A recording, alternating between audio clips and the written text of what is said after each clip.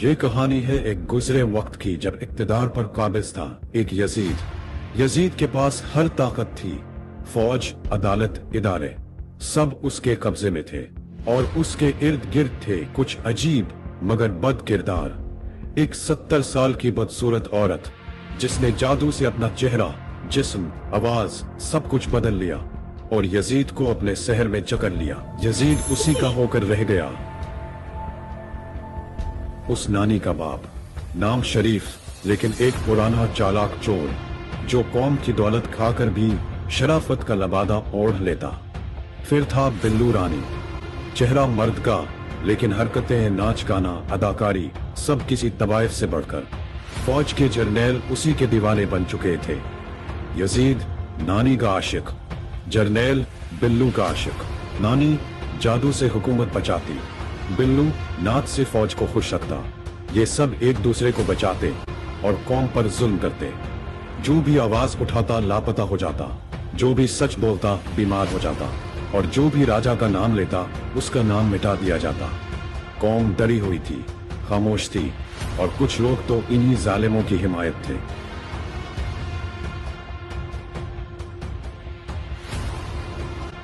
फिर आया राजा, ना खानदानी सियासतदान, ना फौजी जर्नैल, बस एक सच्चा उसूलों पर खड़ा शख्स जिसका दिल सिर्फ कौम के लिए धड़कता था। राजा ने यजीद के खिलाफ आवाज उठाई, सच बोला, शऊर दिया और खुद मैदान में उतर आया।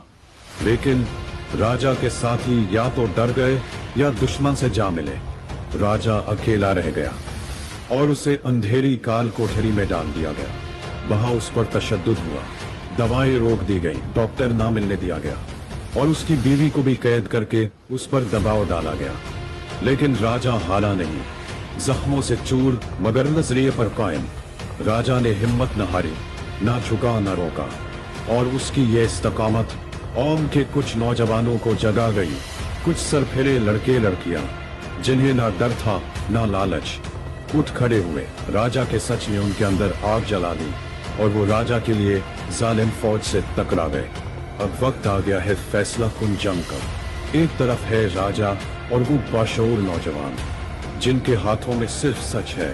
दूसरी तरफ है यजीद, नानी, बुल्लो रानी, शरीफ और वो पूरी फौज जो सिर्फ हुक्म पर जुल्म करती है।